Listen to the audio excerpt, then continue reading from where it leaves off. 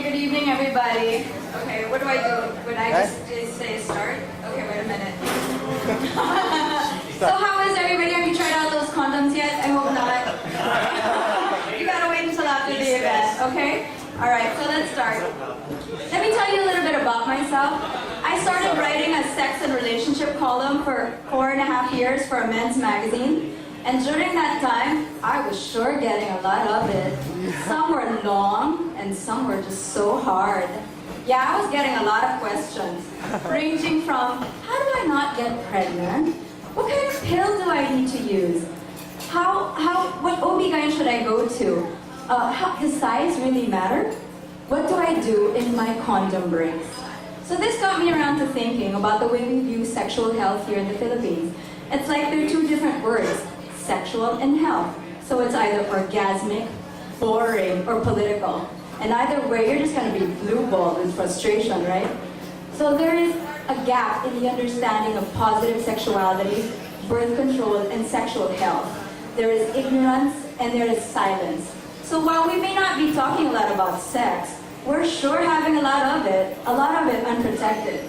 There are 3 million pregnancies each year, half of which are unwanted. There are 4 babies born every single minute. 11 mothers die every single day because of birth complications.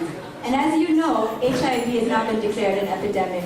So it's time to stop thinking of sexual and health as 2 different words, when in fact they should just be thought of as one word, sexual health, which is just a natural way for you to take care of your body. And this was my aha moment. This sex columnist transitioned to being a sexual health advocate. I couldn't go on letting my readers go skydiving without a parachute. I had to find that middle ground between sexual and health. So I brought together an editorial board of like-minded women, and together we had over 20 years of experience in sexual reproductive health, in public relations, in advertising, in media, and we gave birth to a website we call Sex and Sensibilities. Round of applause, please. Yeah. And that's exactly what we want to do. We want to make sexual health sexy and sassy, as the acronym spells out, SAS. Okay, we're going to be talking about safe sex, the ABCs of it, abstinence, being monogamous, condoms. So you'll have a full range of choices, and you'll know what's best for you, your lifestyle, your beliefs, and your value system. We'll list down the HIV testing centers, their contact information, so you'll know where to go to get tested. And more than that, we're going to interview and feature the people who work in those clinics, so you'll know exactly what to expect even before you get there.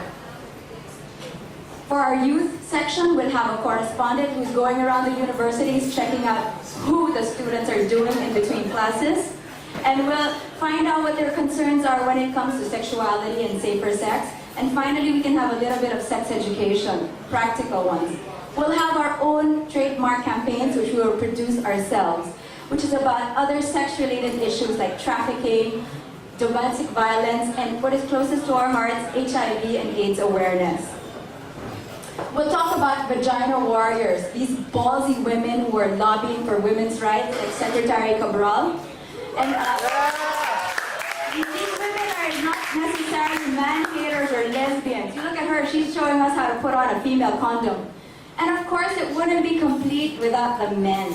These are the sassy men we love, the men who aren't afraid to use condoms, the men who think of birth control, family planning as joint and equal responsibilities that are to be shared.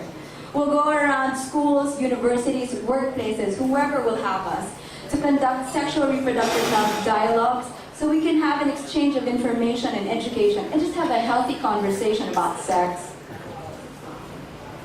Because we believe in the power of informed choice. That's why we're going to give you all of this information. Sexual health, information, and access, we've been hearing that word a lot tonight, is a right. It is not a privilege just for the chosen few. So we'll try our damnedest to give you all of this information in an accurate, factual manner, with honesty, with compassion, and always with respect for your own individual values, beliefs, and whatever it is you want. Because at the end of the day, whether or not you're going to have sex, you have to be smart and sensible about your sexual health, you have to love yourself first, and you have to take care of that one body that we have been given. Okay, next slide. All right, so I'd like to join you. I'd like to inflame all of you to visit our website. It's www.sexandsensibilities.com. Become a contributor, become a fan on Facebook, and join us in kicking some serious sass into sexual reproductive health. Thank you.